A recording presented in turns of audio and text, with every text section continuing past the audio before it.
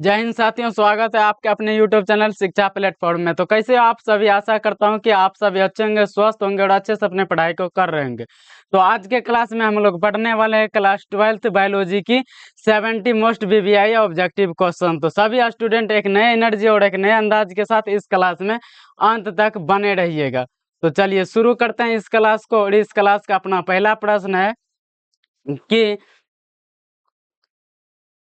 निम्नलिखित में से किस में बाह्य निषेचन होता है? क्या पहला प्रश्न, निम्नलिखित में से किस में बाह्य निषेचन होता है? मेढक में होता है, या फिर हिरण में होता है, या मनुष्य में होता है, या फिर घोंघा में होता है? तो आप सभी अच्छे से याद रखिएगा, नहीं तो हिरण में होता है, नहीं घोंघा में, और ना ही मनुष्य में होता है। अगर बाह्य निषेचन होता है तो वो किस में होता है दोस्त? वो होता है सिर्फ और सिर्फ मेढक में। किन में दोस्त? मेढक में। तो आपका 1 नंबर का सही आंसर क्या हो जाएगा? ऑप्शन ए सही हो जाएगा। और आपका अगला प्रश्न है कि युग्मक सामान्यतः, अगला प्रश्न क्या है कि युग्मक सामान्यतः किस प्रकार के होते हैं? तो आप सभी को अच्छे से याद रखना है कि युग्मक जो होता है वह किस प्रकार का होता है? हेल्पाइड होता है। कैसा होता है? हेल्पाइड होता है। तो 2 नंबर का सही आंसर क्या हो जाएगा? ऑप्शन ए सही हो जाएगा। और आपका नेक्स्ट प्रश्न है कि बिना निषेचन के पौधा, नेक्स्ट प्रश्न क्या है? बिना निषेचन के पौधा का उत्पादन किसके द्वारा किया जाता है? नेक्स्ट प्रश्न क्या है? बिना निषेचन के पौधों का उत्पादन किसके द्वारा होता है? तो आप लोग अच्छे से याद रखिए, किसके द्वारा होता है? कायिक प्रबंधन के द्वारा होता है। किसके द्वारा? कायिक प्रबंधन के द्वारा। तो आपका 3 नंबर का सही आंसर क्या हो जाएगा? ऑप्शन सी सही हो जाएगा। और आपका नेक्स्ट प्रश्न है कि केंचुआ प्राणी है। नेक्स्ट प्रश्न क्या है? केंचुआ प्राणी है, कैसा है? एक लिंगी है, या द्विलिंगी है, या फिर अलिंगी है, या नपुंसक है? तो आप सभी को अच्छे से याद रखना है, केंचुआ जो होता है वो क्या होता है दोस्त? केंचुआ द्विलिंगी होता है। क्या होता है? द्विलिंगी। तो आपका 4 नंबर का सही आंसर क्या हो जाएगा? ऑप्शन बी सही हो जाएगा। 4 नंबर का ऑप्शन बी सही हो जाएगा। और आपका नेक्स्ट प्रश्न है कि जब नर और मादा, नेक्स्ट प्रश्न क्या है कि जब नर और मादा गैमिट में युग्मन होता है, जब नर और मादा गैमिट में युग्मन होता है तब क्या कहलाता है? अलैंगिक जनन कहलाता है, या लैंगिक जनन कहलाता है, या वर्धिकायिक कहलाता है, या मुकुलन कहलाता है? तो आप सभी को अच्छे से याद रखना है, वो कैसा क्या कहलाता है? लैंगिक जनन कहलाता है। क्या कहलाता है? लैंगिक जनन कहलाता है। तो आपका 5 नंबर का सही आंसर क्या हो जाएगा? ऑप्शन बी सही हो जाएगा। ऑप्शन बी सही हो जाएगा। और आपका नेक्स्ट प्रश्न है ऋतुस्राव चक्र। नेक्स्ट प्रश्न क्या है दोस्त कि ऋतुस्राव चक्र किस में होता है? मनुष्य में, या बंदर में, या चिंपैंजी में, या फिर इनमें से सभी में? तो आप लोग अच्छे से याद रखिएगा, जो ऋतुस्राव चक्र है वो किन में होता है दोस्त? इनमें से सभी में होता है। किन में? इनमें से सभी में। तो आपका 6 नंबर का सही आंसर क्या हो जाएगा? ऑप्शन डी सही हो जाएगा। और आपका नेक्स्ट प्रश्न है कि पुष्पीय पौधों में नर युग्मक। नेक्स्ट प्रश्न क्या है दोस्त? पुष्पीय पौधों में नर युग्मक का निर्माण किसके विभाजन से होता है? तो आप लोग अच्छे से याद रखिए, यह किसके विभाजन से होता है? जनन कोशिका के विभाजन से होता है। तो आपका 7 नंबर का सही आंसर क्या हो जाएगा? ऑप्शन सी सही हो जाएगा। और आपका नेक्स्ट प्रश्न है कि भ्रूणपोष क्या है? नेक्स्ट प्रश्न क्या है कि भ्रूणपोष क्या है? तो आप लोगों को अच्छे से याद रखना, द्विगुणित है, या अगुणित है, या फिर त्रिगुणित है, या इनमें से कोई नहीं है? तो आप लोग अच्छे से याद रखना, भ्रूण जो है वो क्या होता है? त्रिगुणित होता है। क्या होता है? त्रिगुणित। तो आपका 8 नंबर का सही आंसर क्या हो जाएगा? ऑप्शन सी सही हो जाएगा। और आपका नेक्स्ट प्रश्न है कि एनिमोफिलिया नामक, क्या है नेक्स्ट प्रश्न कि एनिमोफिलिया नामक परागण किसके द्वारा होता है? चिड़िया द्वारा, या फिर चमगादड़ द्वारा, या घोंघा द्वारा, या हवा द्वारा? आप लोगों को अच्छे से याद रखना, वो किनके द्वारा होता है? क्या? एनिमोफिलिया नामक। तो वो परागण हवा द्वारा। तो कौन सा परागण? एनिमोफिलिया। तो आपका 9 नंबर का सही आंसर क्या हो जाएगा? ऑप्शन डी सही हो जाएगा। और आपका नेक्स्ट प्रश्न है कि कमल में परागण होता है, आप सभी को बताना है कि कमल में परागण होता है जल द्वारा, या फिर वायु द्वारा, या कीट द्वारा, या इनमें से सभी के द्वारा? तो आप लोग अच्छे से याद रखिएगा, कमल में जो परागण होता है वो वायु द्वारा होता है। किनके द्वारा? वायु द्वारा। किनके द्वारा दोस्त? वायु द्वारा। किनके द्वारा? वायु द्वारा, या फिर जल द्वारा, या फिर कीट द्वारा? तो आप लोग अच्छे से याद रखिए, ये जो होता है कमल में परागण वो किनके द्वारा होता है? सिर्फ और सिर्फ कीट द्वारा होता है। किनके द्वारा?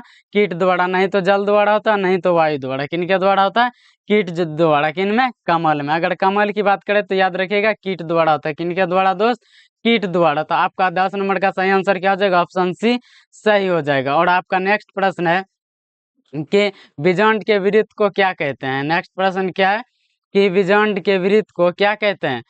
फ्यूनिकल कहते हैं, या केर्नकल कहते हैं, या न्यूसेलस कहते हैं, या फिर पेडिसिल कहते हैं। तो आप लोग अच्छे से याद रखिएगा, बीजांड के विरुद्ध को क्या कहते हैं? फ्यूनिकल कहते हैं। क्या कहते हैं दोस्त? फ्यूनिकल कहते हैं। क्या कहते हैं? फ्यूनिकल। तो आपका 11 नंबर का सही आंसर क्या हो जाएगा? ऑप्शन ए सही हो जाएगा। और आपका नेक्स्ट प्रश्न है कि इनमें से किसका पुष्पासन खाया जाता है? क्या है नेक्स्ट प्रश्न? इनमें से किसका पुष्पासन खाया जाता है? शरीफा का, या फिर सेब का, या फिर नारंगी का, या फिर लीची का? तो आप लोग अच्छे से याद रखिएगा, वो किसका पुष्पासन खाया जाता है? सेब का। किसका दोस्त? सेब का। तो आपका 12 नंबर का सही आंसर क्या हो जाएगा? ऑप्शन बी सही हो जाएगा। और आपका नेक्स्ट प्रश्न है कि एक स्वस्थ महिला के, नेक्स्ट प्रश्न क्या है? एक स्वस्थ महिला के पूरे जीवन काल में, क्या है? एक स्वस्थ महिला के पूरे जीवन काल में उत्पन्न कुल अंडों की संख्या होती है, बताना है। 4000 होती है, या 400 होती है, या फिर 40 होती है, या 365 होती है? तो आप लोग अच्छे से याद रखिएगा, कितना होता है दोस्त? वो 400 होता है। कितना होता है? 400 होता है। तो आपका 13 नंबर का सही आंसर क्या हो जाएगा? ऑप्शन बी सही हो जाएगा। और आपका नेक्स्ट प्रश्न है कि द्विगुणित संरचना है। क्या नेक्स्ट प्रश्न? द्विगुणित संरचना है, अंग है, या फिर युग्मनज है, या फिर दोनों है, या द्वितीय केंद्रक है? तो आप लोग अच्छे से याद रखिएगा, द्विगुणित संरचना जो वो क्या है? युग्मनज है। क्या है? युग्मनज। तो आपका 14 नंबर का सही आंसर क्या हो जाएगा? ऑप्शन बी सही हो जाएगा। और आपका नेक्स्ट प्रश्न है कि फैलोपियन नलिका, क्या नेक्स्ट प्रश्न कि फैलोपियन नलिका का अंडाशय से निकटस्थ भाग होता है, संकीर्ण पथ होता है, या वायु कोष्ठिका होता है, या गर्भाशय गिरिवा होता है, या कुंभिका होता है? तो आप लोग अच्छे से याद रखिएगा, क्या कि फैलोपियन नलिका का अंडस्थ भाग क्या होता है? वायु कोष्ठिका होता है। क्या होता है दोस्त? वायु कोष्ठिका होता है। क्या होता है? वायु कोष्ठिका। तो आपका 15 नंबर का सही आंसर क्या हो जाएगा? ऑप्शन बी सही हो जाएगा। ऑप्शन बी सही हो जाएगा। और आपका नेक्स्ट प्रश्न है कि मानव मादा, नेक्स्ट प्रश्न क्या है कि मानव मादा में गर्भकाल है, मानव मादा में गर्भकाल है 30 दिन, या 90 दिन, या 9 दिन, 9 माह, या फिर 7 माह? तो आप लोगों को अच्छे से याद रखना है कि मानव मादा में गर्भकाल कितना होता है? 9 माह का होता है। कितना? यानी 9 महीना का। कितना? 9 मंथ, यानी 9 महीना का। कितना का? 9 महीना का। तो आपका 16 नंबर का सही आंसर क्या हो जाएगा? ऑप्शन सी सही हो जाएगा। और आपका अगला प्रश्न है कि एंड्रोजन्स किसे उत्पीड़ित करता है? उद्दीपित करता है। क्या है? एंड्रोजन किसे उद्दीपित करता है? शरीर को, या फिर सिर को, या फिर पूंछ को, या फिर शुक्राणु जनन को? तो आप लोग अच्छे से याद रखिएगा, किसे करता है? शुक्राणु जनन को करता है। किसे दोस्त? शुक्राणु जनन को। तो आपका 17 नंबर का सही आंसर क्या हो जाएगा? ऑप्शन डी सही हो जाएगा। ऑप्शन डी सही हो जाएगा। और आपका नेक्स्ट प्रश्न है कि गैमिट निर्माण को कहते हैं, यानी गैमिट जो निर्माण होता है उनको क्या कहते हैं? गैमिटोजेनेसिस कहते हैं, या फिर साइटोकाइनेसिस कहते हैं, या स्पोरोजेनेसिस कहते हैं, या मियोसाइट कहते हैं? तो आप लोग अच्छे से याद रखिएगा कि गैमिट निर्माण को क्या कहते हैं? गैमिटोजेनेसिस कहते हैं। गैमिटोजेनेसिस कहते हैं। यानी आपका 18 नंबर का सही आंसर क्या हो जाएगा? ऑप्शन ए सही हो जाएगा। ऑप्शन ए सही हो जाएगा। और आपका नेक्स्ट प्रश्न है कि नेक्स्ट प्रश्न क्या है दोस्त? कैपेसिटेशन। क्या है? कैपेसिटेशन एक प्राकृतिक क्रिया है जो होती है, यानी क्या होती है? अधिवृषण में, मादा जनन मार्ग में, या शुक्रवाहिनी में, या फिर वृषण जालिका में? तो आप लोग अच्छे से याद रखिएगा, किस में होता है दोस्त? मादा जनन मार्ग में होता है। क्या? कैपेसिटेशन एक प्रकृति क्रिया है जो किस में होता है? मादा जनन मार्ग में। किस में होता है? मादा जनन मार्ग में। यानी आपका 19 नंबर का सही आंसर क्या हो जाएगा? ऑप्शन बी सही हो जाएगा। और आपका नेक्स्ट प्रश्न है कि उच्च मृत्यु दर के कारण जनसंख्या में तीव्र ह्रास कहलाता है, यानी उच्च मृत्यु दर के कारण जनसंख्या में, किसमें? जनसंख्या में तीव्र ह्रास कहलाता है, जनसंख्या घनत्व कहलाता है, जनसंख्या अवनपन कहलाता है, जनसंख्या विस्फोट कहलाता है, या इनमें से सभी। तो आप लोग अच्छे से याद कर रखिएगा, क्या कहलाता है? जनसंख्या अवनपन कहलाता है। क्या कहलाता है? जनसंख्या अवनपन। यानी आपका 20 नंबर का सही आंसर क्या हो जाएगा? ऑप्शन बी सही हो जाएगा, ऑप्शन बी सही हो जाएगा। और आपका नेक्स्ट प्रश्न है, नेक्स्ट प्रश्न क्या है? जन्म नियंत्रण क्या है? जन्म नियंत्रण की सर्वाधिक उपयुक्त विधि है, गर्भपात है, या फिर मुख्य गोलियां है, या फिर वीर्य सेचन है, या बंध्याकरण है। तो आप लोग अच्छे से याद रखिएगा, क्या होता है? बंध्याकरण होता है। क्या होता है? बंध्याकरण। यानी आपका 21 नंबर का सही आंसर क्या हो जाएगा? ऑप्शन डी सही हो जाएगा, ऑप्शन डी सही हो जाएगा। और आपका नेक्स्ट प्रश्न है कि कॉपर्टी का कार्य क्या है? युग्मनज निर्माण को रोकना, या गर्भधारण को रोकना, या निषेचन को रोकना, या फिर उत्परिवर्तन की जांच करना। तो आप लोग अच्छे से याद रखिए, कॉपर्टी का कार्य क्या है? वो निषेचन को रोकना है, यानी फर्टिलाइजेशन को रोकने का काम करता है। तो आपका 22 नंबर का सही आंसर क्या हो जाएगा? ऑप्शन सी सही हो जाएगा, ऑप्शन सी सही हो जाएगा। और आपका नेक्स्ट प्रश्न है कि नेक्स्ट प्रश्न क्या है दोस्त? जननांग मस्सा निम्नलिखित में से किसके द्वारा फैलता है? जननांग मस्सा जो है वो निम्नलिखित में से किसके द्वारा फैलता है? हेपेटाइटिस ए द्वारा, या हर्पिस विषाणु द्वारा, या ट्रैकोमोनास द्वारा, या फिर पेपिलोमा विषाणु द्वारा। तो आप लोग अच्छे से याद रखिएगा, किनके द्वारा होता है? पेपिलोमा विषाणु द्वारा। किनके द्वारा? पेपिलोमा विषाणु द्वारा। यानी आपका 23 नंबर का सही आंसर क्या हो जाएगा? ऑप्शन डी सही हो जाएगा, ऑप्शन डी सही हो जाएगा। और आपका नेक्स्ट प्रश्न है आनुवंशिकता। क्या नेक्स्ट प्रश्न? आनुवंशिकता के नियम को किसने प्रस्तावित किया? क्या है? आनुवंशिकता के नियम को किसने प्रस्तावित किया? प्नेट ने, या फिर मार्गन ने, या फिर मेंडल ने, या फिर बेटसन ने। तो आप लोग अच्छे से याद रखिएगा, किसने किया दोस्त? मेंडल जी ने किया। किसने? मेंडल जी ने। यानी आपका 24 नंबर का सही आंसर हो जाएगा, ऑप्शन सी हो जाएगा। क्या हो जाएगा? Option C. और आपका नेक्स्ट प्रश्न है कि मानव नर क्या है? मानव नर की आनुवंशिक पहचान की जाती है केंद्रक द्वारा, या फिर कोशिकाओं द्वारा, या फिर ऑटोसोमस द्वारा, या फिर लिंग गुणसूत्रों द्वारा। तो आप लोग अच्छे से याद रखिएगा, मानव नर की आनुवंशिक जांच किनके द्वारा किया जाता है? लिंग गुणसूत्रों द्वारा। किनके द्वारा? लिंग गुणसूत्रों द्वारा। यानी आपका 25 नंबर का सही आंसर क्या हो जाएगा? ऑप्शन डी सही हो जाएगा, ऑप्शन डी सही हो जाएगा। और आपका 26 नंबर का प्रश्न क्या है कि एक जीन जोड़ा दूसरे जीन जोड़े के प्रभाव को रोकता है, किसमें? बताना है किसमें रोकता है? प्रभाविता, या फिर पॉलीमेरिज्म, या फिर एपिस्टेसिस, या फिर अप्रभावितता। तो आप लोग अच्छे से याद रखिएगा, किनमें दोस्त? तो एपिस्टेटिस में। किनमें? एपिस्टेटिस में। यानी आपका 26 नंबर का सही आंसर क्या हो जाएगा? ऑप्शन सी सही हो जाएगा, ऑप्शन सी सही हो जाएगा। और आपका नेक्स्ट प्रश्न है कि मेंडल जी ने कार्य किया खाद मटर पर, या फिर जंगली मटर पर, या फिर उद्यान मटर पर, या इनमें से कोई नहीं। तो आप लोग अच्छे से याद रखिएगा, किन पर किया दोस्त? वो उद्यान मटर पर क्या किया? एक इसमें उद्यान मटर पर। तो आपका 27 नंबर का सही आंसर क्या हो जाएगा? ऑप्शन सी सही हो जाएगा, ऑप्शन सी सही हो जाएगा। और आपका नेक्स्ट प्रश्न है कि मेंडल के नियम। नेक्स्ट प्रश्न क्या है दोस्त? मेंडल के नियम का एक अपवाद है, प्रभाविता है, या युग्म की शुद्धता, या फिर संलग्नता, या फिर स्वतंत्र अपयूवन। तो आप लोग अच्छे से याद रखिएगा, वो क्या है? संलग्नता। क्या है? संलग्नता। क्या? मेंडल के नियम का एक अपवाद अगर पूछा जाए तो क्या बताना? संलग्नता। यानी आपका 28 नंबर का सही आंसर क्या हो जाएगा? ऑप्शन सी सही हो जाएगा। और आपका नेक्स्ट प्रश्न है कि इनमें से कौन सा रक्त समूह सार्वभौमिक रक्तदाता है, यानी जो सभी को रक्त दे सकता है? ए है, या फिर ग्रुप बी है, या फिर ग्रुप ए बी दोनों है, या फिर ग्रुप ओ है। तो आप लोगों को अच्छे से याद रखना है, वो कौन है?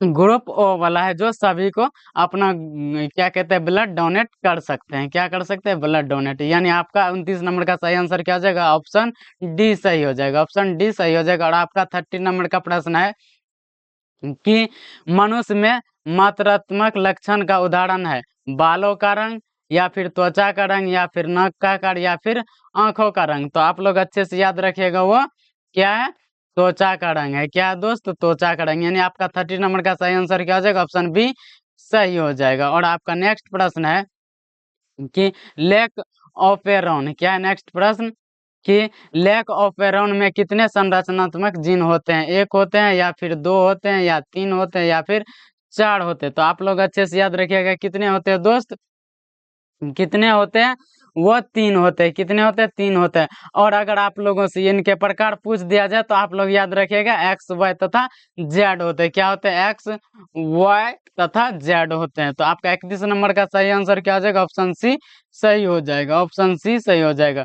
और आपका नेक्स्ट प्रश्न है, नेक्स्ट प्रश्न है कि न्यूक्लिक अम्ल पॉलीमर है किनका, न्यूक्लियोटाइड का या फिर न्यूक्लियोसाइड का या फिर एमिनो अम्ल का या फिर न्यूक्लियोप्रोटीन का। तो आप लोग अच्छे से याद रखिएगा किनका दोस्त, न्यूक्लियोटाइड का। किनका, न्यूक्लियोटाइड का। यानी आपका 32 नंबर का सही आंसर क्या हो जाएगा, ऑप्शन ए सही हो जाएगा, ऑप्शन ए सही हो जाएगा। और आपका नेक्स्ट प्रश्न है कि वर्णतता में रोगी नहीं पहचान पाता है, यानी वर्णता में रोगी क्या नहीं पहचान पाता है, लाल तथा पीला रंग या फिर लाल तथा हरा रंग या नीला तथा हरा रंग या इनमें से कोई नहीं। तो आप लोग अच्छे से याद रखिएगा क्या नहीं पहचान पाता है, लाल तथा हरा रंग। क्या नहीं पहचान पाता है, लाल तथा हरा रंग। यानी आपका 33 नंबर का सही सही आंसर क्या हो जाएगा, ऑप्शन बी सही हो जाएगा, ऑप्शन बी सही हो जाएगा। और आपका नेक्स्ट प्रश्न है कि संलग्नता समूह की संख्या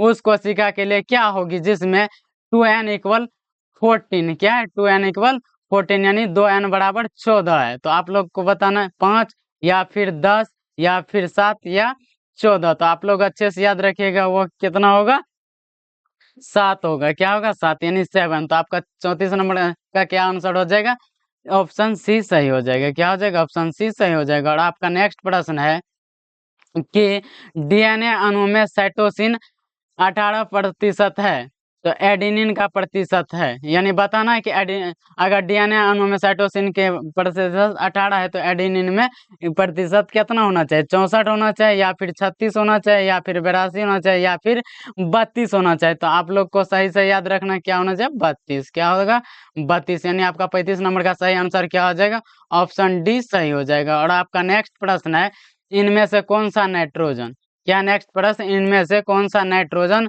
बेस आरएनए में नहीं पाया जाता है, थायमिन या फिर साइटोसिन या फिर गुआनिन या फिर एडेनिन। तो आप लोगों को अच्छे से याद रखना है किन में नहीं पाया जाता है, वो थायमिन में। किन में, थायमिन में। तो आपका 36 नंबर का सही आंसर क्या हो जाएगा, ऑप्शन ए सही हो जाएगा, ऑप्शन ए सही हो जाएगा।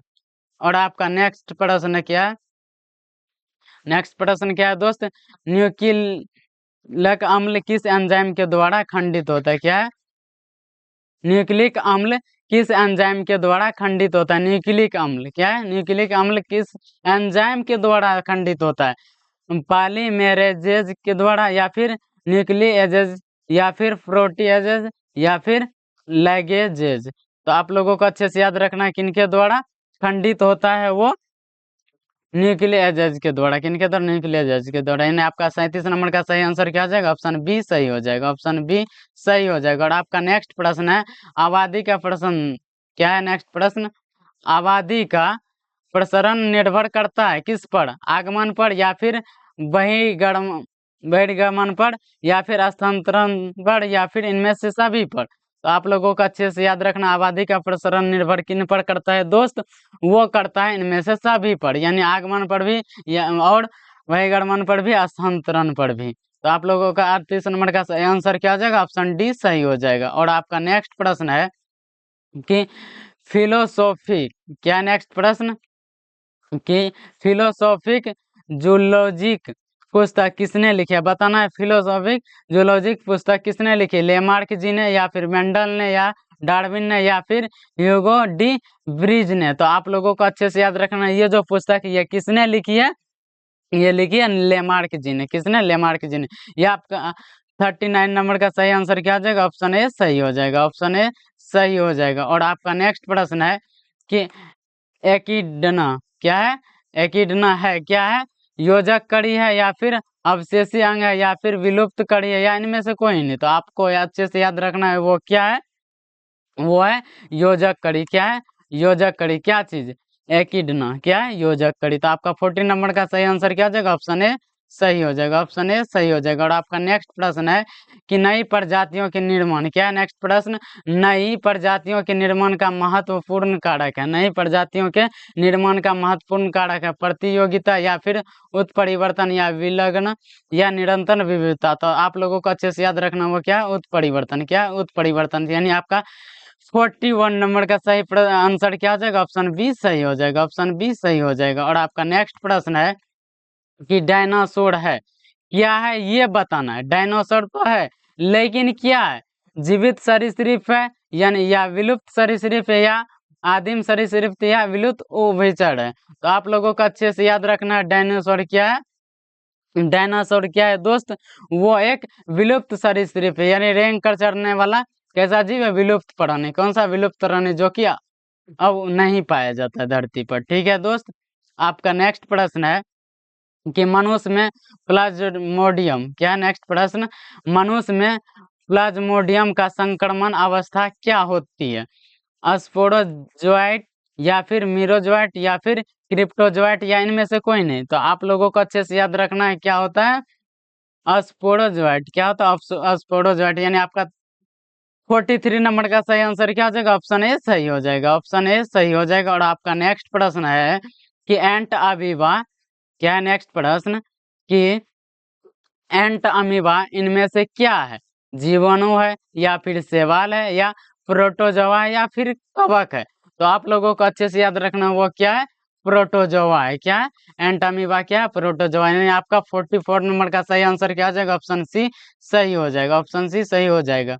और आपका आपका नेक्स्ट प्रश्न है कि ट्रिपल एंटीजन टीका का उपयोग नहीं होता है, किसमें नहीं होता है ये बताना। यानी ट्रिपल एंटीजन टीका का जो उपयोग होता है वो किसमें नहीं होता है, डिप्थेरियल डिप्थेरिया के लिए या फिर यूसिस के लिए या फिर टाइफाइड के लिए या फिर टेटनस के लिए। तो आप लोगों को अच्छे से याद रखना है क्या चीज कि ट्रिपल एंटीजन टीका का उपयोग नहीं होता है। यानी किन में नहीं होता, तो टाइफाइड के लिए नहीं होता है। किन के लिए, टाइफाइड के लिए नहीं होता। तो आपका 45 नंबर का सही आंसर क्या हो जाएगा, ऑप्शन सी सही हो जाएगा। और आपका नेक्स्ट प्रश्न रहा कि अत्यधिक मात्रा में अल्कोहल। क्या है, अत्यधिक मात्रा में अल्कोहल का सेवन करने से कौन सा अंग सर्वाधिक प्रभावित, यानी सबसे अत्यधिक प्रभावित अंग अल्कोहल से प्रभावित होने वाला अंग कौन सा है, फेफड़ा है या फिर यकृत है या फिर आंत है या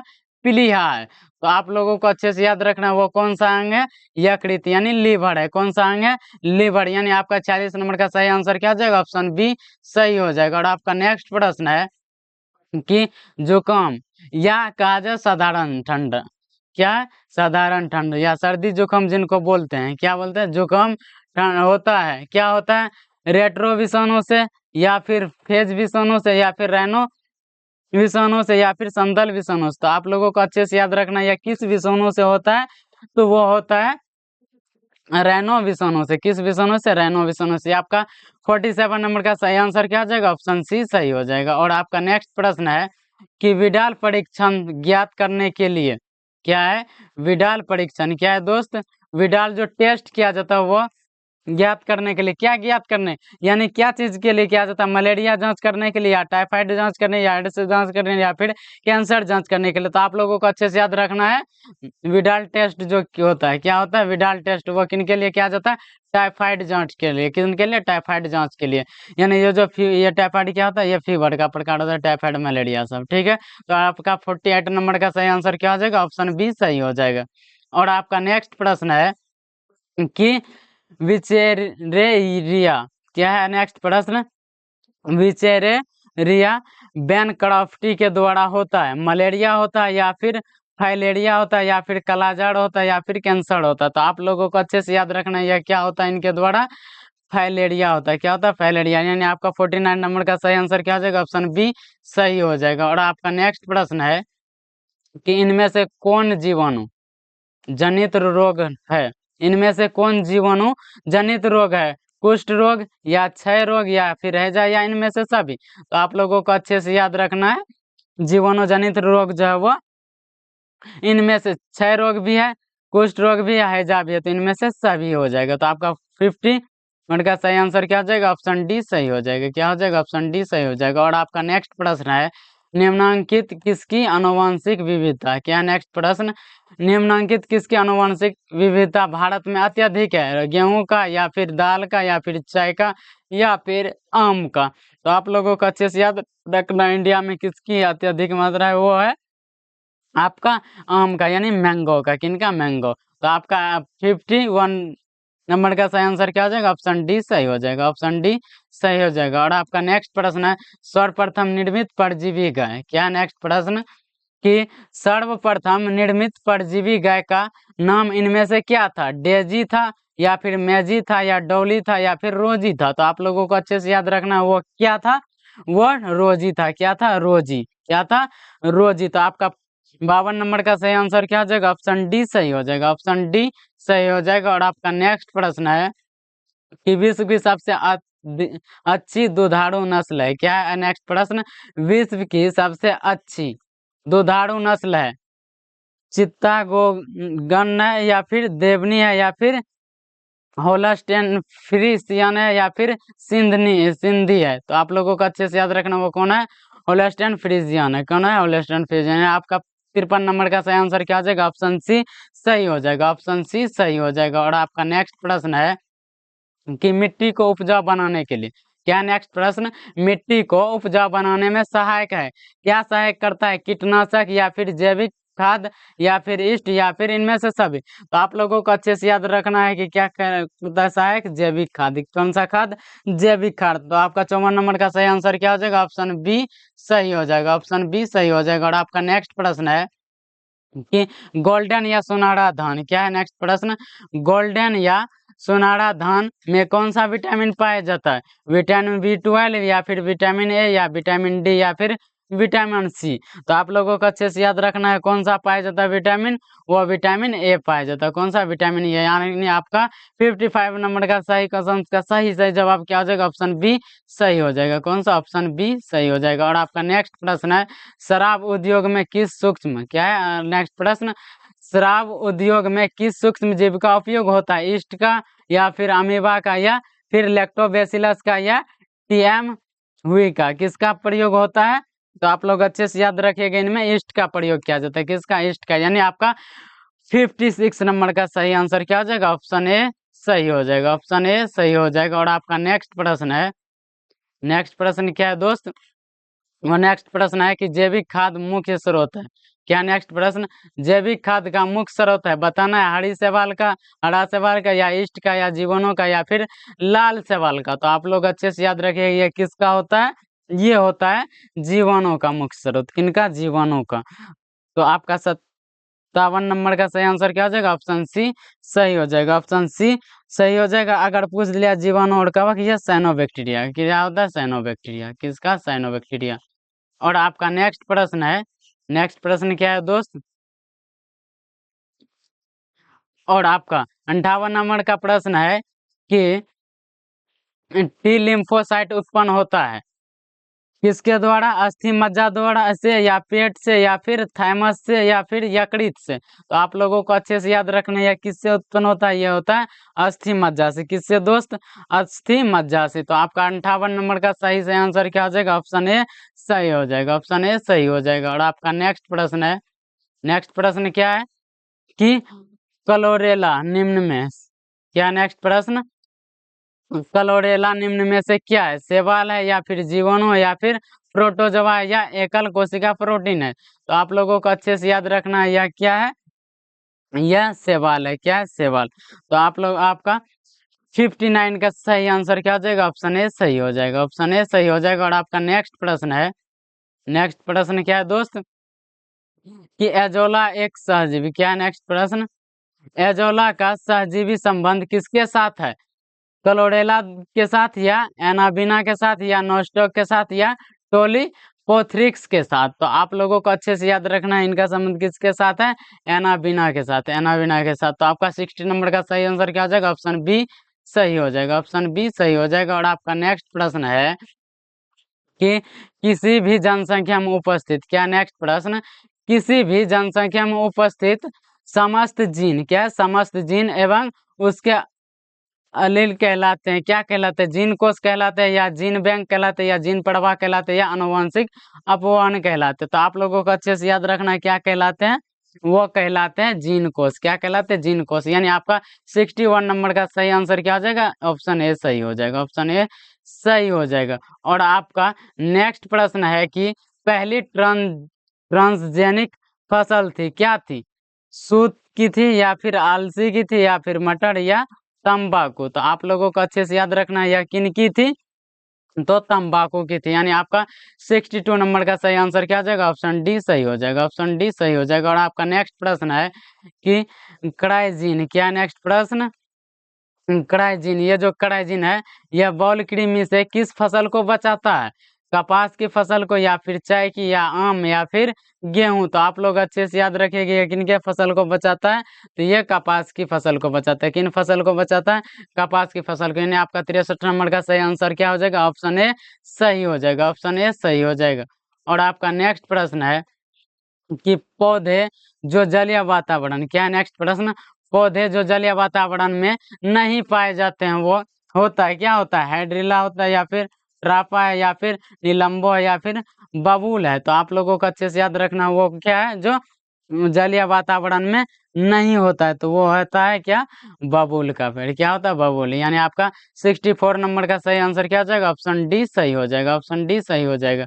और आपका नेक्स्ट प्रश्न है कि टिड्डा क्या है, बताना आप लोगों को कि टिड्डा क्या उत्पादक है, या फिर प्राथमिक उपभोक्ता है, या दोनों है, या फिर इनमें से कोई नहीं। तो आप लोग अच्छे से याद रखेंगे टिड्डा क्या है दोस्त, टिड्डा एक प्राथमिक उपभोक्ता है, प्राथमिक उपभोक्ता। यानी आपका 65 नंबर का सही आंसर क्या हो जाएगा, ऑप्शन बी सही हो जाएगा, ऑप्शन बी सही हो जाएगा। और आपका नेक्स्ट प्रश्न है कि समुद्र तल पर रहने वाले जंतु, क्या नेक्स्ट प्रश्न, कि समुद्र तल पर रहने वाले जंतु कहलाते हैं, यानी समुद्र पर जो भी जीव रहते हैं वो क्या कहलाते हैं, जन लैंटिक कहलाते हैं, या फिर लोटिक कहलाते हैं, या फिर व्यंथिक, या पेलाजिक कहलाते हैं। तो आप लोग अच्छे से याद रखिएगा क्या कहलाते हैं दोस्त, वो व्यंथिक कहलाते हैं। क्या कहलाते हैं, व्यंथिक कहलाते हैं। तो आपका 66 नंबर का सही आंसर क्या हो जाएगा, ऑप्शन सी सही हो जाएगा, ऑप्शन सी सही हो जाएगा।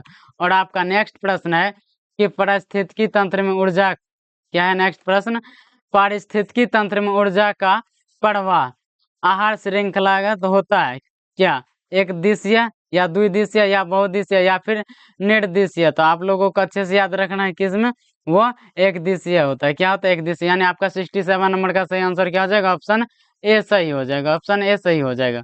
और आपका नेक्स्ट प्रश्न है कि पादपों में सर्वाधिक पाए जाने वाला तत्व, यानी पादप जो होता है पेड़ पौधा, इनमें सर्वाधिक पाए जाने वाला तत्व है, नाइट्रोजन है, या फिर मैग्नीज है, या फिर आयरन, या कार्बन है। तो आप लोगों को अच्छे से याद रखना है वो क्या है दोस्त, वो कार्बन होता है। क्या होता है, कार्बन होता है, जो सबसे अधिक मात्रा में पाए जाते हैं। आपका 68 नंबर का सही आंसर क्या हो जाएगा, ऑप्शन डी सही हो जाएगा, ऑप्शन डी सही हो जाएगा। और आपका नेक्स्ट प्रश्न है गेंडा अभ्यारण्य किस राज्य में स्थित है, गेंडा अभ्यारण्य जो है किस राज्य में स्थित है, असम में स्थित है, या फिर बंगाल में स्थित है, या उत्तर प्रदेश, या फिर बिहार में। तो आप लोगों को अच्छे से याद रखना है गेंडा अभ्यारण्य कहाँ स्थित है, वो असम में स्थित है। कहाँ दोस्त, असम में। यानी आपका 69 नंबर का सही आंसर क्या हो जाएगा, ऑप्शन ए सही हो जाएगा, ऑप्शन ए सही हो जाएगा।